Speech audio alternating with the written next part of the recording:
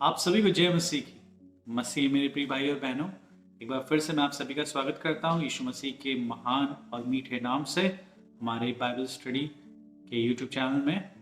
और हम लोग अभी भजन संहिता 35 देख रहे हैं। 35 का पहला पार्ट हमने देख लिया था, वर्स 1 से लेके वर्स 18 तक। आज हम लोग 19 से लेके इसको 28 तक देखेंगे। प्रभु हम सबके साथ रहे। प्रार्थना पूर्वक आप सब अपनी बाइबल निकाल लीजिए और बाइबल को देखते देखते आप लोग भी साथ में रीड करिए।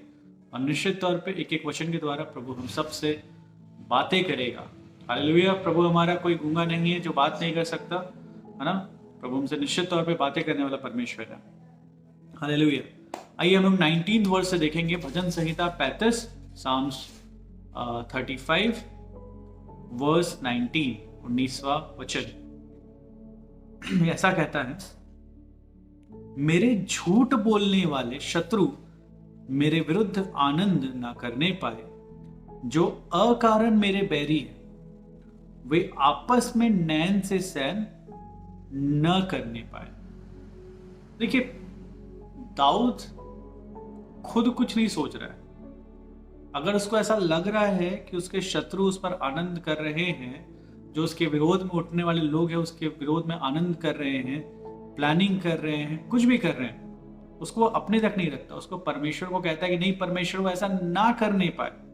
देखिए, कई बार लोग हमारे विरोध में होते हैं, बिना मतलब से होते हैं। हमने इसके जो पिछला पार्ट था उसमें वही चीज देखा कि अकारण बैरी हो रहे, है ना। किसको अच्छा लगता है? आपको अच्छा लगेगा क्या? नहीं लगेगा। किसी को अच्छा नहीं लगता है कि कोई अकारण उनका बैरी हो, बिना मतलब उनका शत्रु हो। इसको भी अच्छा नहीं लग रहा है दाऊद को। और वो बोलता है कि प्रभु ऐसा लोग न करने पाए। वो झूठ बोलने वाले जो बिना मतलब मेरे खिलाफ झूठ बोलते, वो लोग आनंद न करने पाए और वे आपस में नैन से सैन ना करने पाए।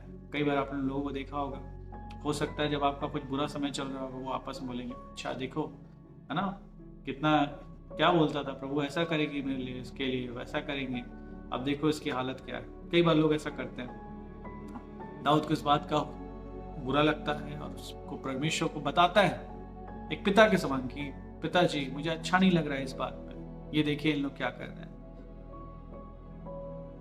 20th वर्स, क्योंकि वे मेल की बातें नहीं बोलते परंतु देश में जो चुपचाप रहते हैं उनके विरुद्ध छल की कल्पनाएं करते हैं। देखिए, परमेश्वर हमेशा हमें चाहते कि हम मेल मिलाप से रहे, है ना।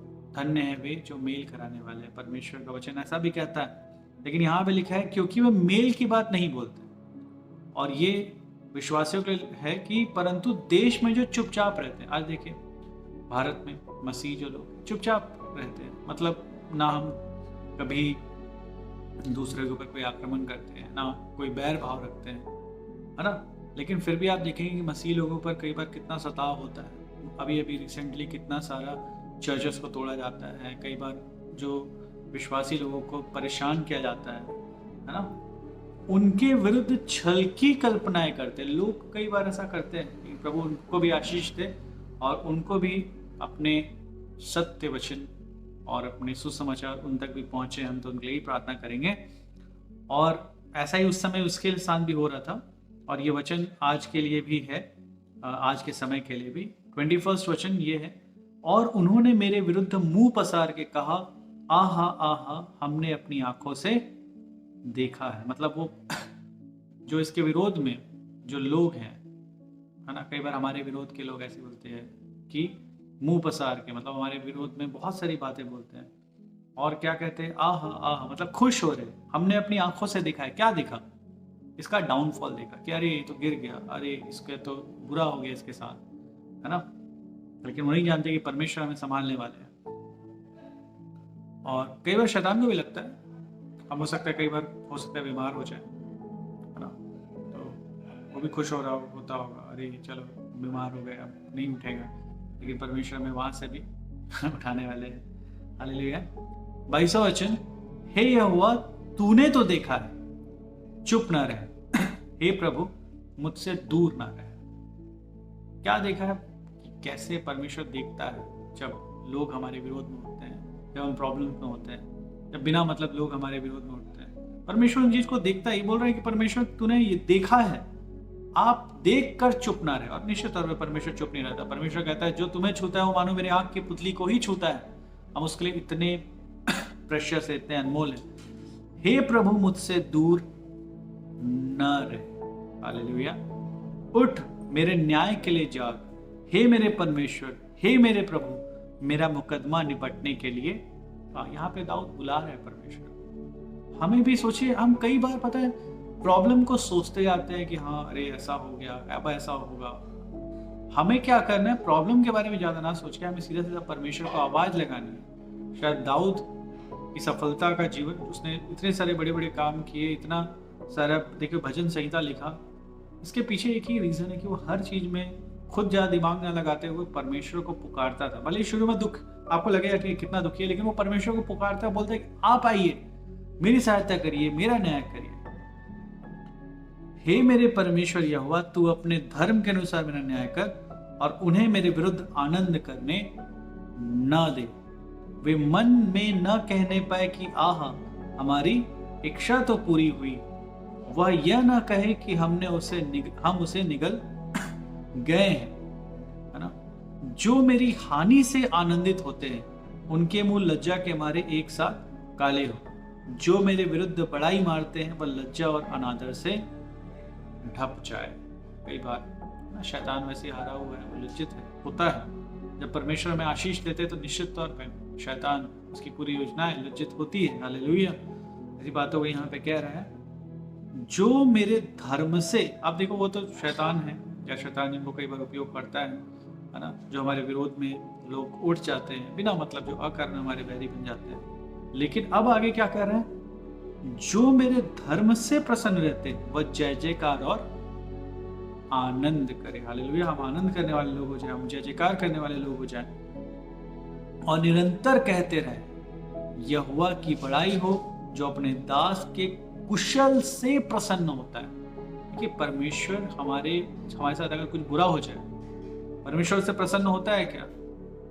नहीं होता। परमेश्वर कभी नहीं चाहते हमारे साथ बुरा हो। क्या परमेश्वर चाहते हमारा एक्सीडेंट हो जाए? नहीं। लेकिन परमेश्वर किससे प्रसन्न होते हैं? लिखा है कि जो अपने दास के कुशल से प्रसन्न होता है। परमेश्वर कभी खुश नहीं होंगे हमें बीमारी में देख के। कई बार बहुत सारे लोग कहते हैं अरे तुम चर्च नहीं गए ना, इसलिए देखो परमेश्वर ने दंड भेजा है, ये हुआ। परमेश्वर क्या खुश होगा क्या? है ना, हमें दुखी देख के चलो अच्छा हुआ, है ना। ऐसा नहीं होता।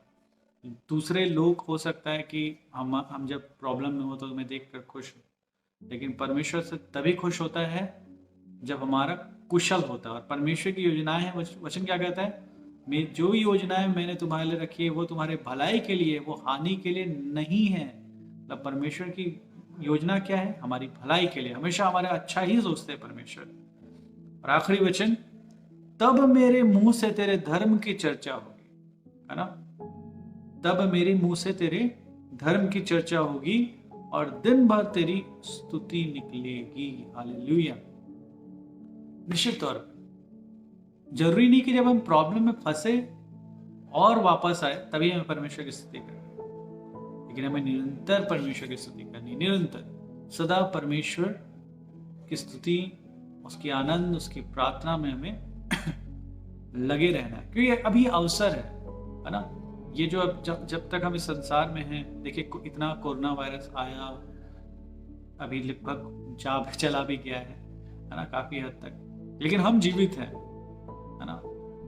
वचन कहता है हम मिट नहीं गए, ये यहोवा की महान करुणा का फल है। तो इस अद्भुत समय, इस उत्तम समय में क्या करना है? हमें परमेश्वर की स्तुति करना है। हालेलुया।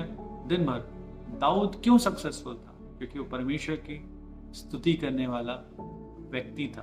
अगर हम हर समय स्तुति करते रहेंगे ना, तो हमारे शत्रु भी, जो हमारा जो शत्रु है शैतान, वो भी सोच में पड़ जाएगा, अरे ये तो कुछ भी होता है तो ये आनंद ही करता है, ये तो ये उत्सव मनाता है। और मैं बताऊं, कई बार आपको लगता होगा जब आप भजन संहिता देखते होंगे, कई बार दाऊद ऐसा बोल रहा है कि प्रभु उनसे बदला लो, प्रभु ये करो, प्रभु वो करो, है ना।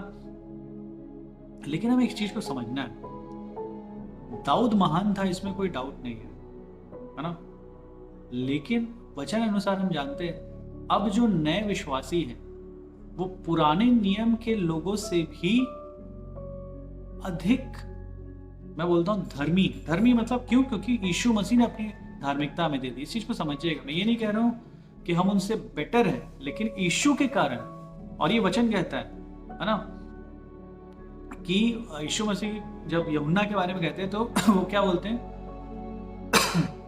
जो स्त्री से जन्मे उनमें यूहन्ना से बढ़ के कोई नहीं, लेकिन जो आत्मा से जन्मे वो उनसे भी बढ़ के, हम लोग आत्मा से जन्मे हुए लोग हैं, हम लोग प्रभु के अनुग्रह को पाए हुए लोग हैं। तो हमें दाऊद से भी एक कदम आगे बढ़ना है। हो सकता है दाऊद किसी के बारे में कई बार हो सकता है ये बोलता भी होगा कि मेरे विरोध में उठने वाले लोगों से आप बदला लो, आप ऐसा करो वैसा करो, लेकिन हमें क्या करना है? हम इस चीज को जानते हैं। देखिए दाऊद तो राजा था, वो कई लोग उससे सच में लड़ते थे।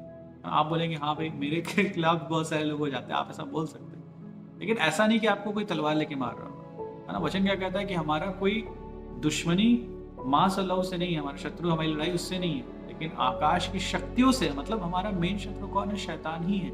इस चीज को हमें थोड़ा सा ध्यान रखना है ना। कई बार हम एकदम भावुक हो जाते हैं, कई लोग एकदम, मैं देखो ये भजन संहिता का उपयोग करके किसी के ऊपर आप श्राप मत देने लग जाना, है ना, कि तुम भी गड्ढे में गिर जाओगे, तुम्हारे साथ भी ऐसा नहीं।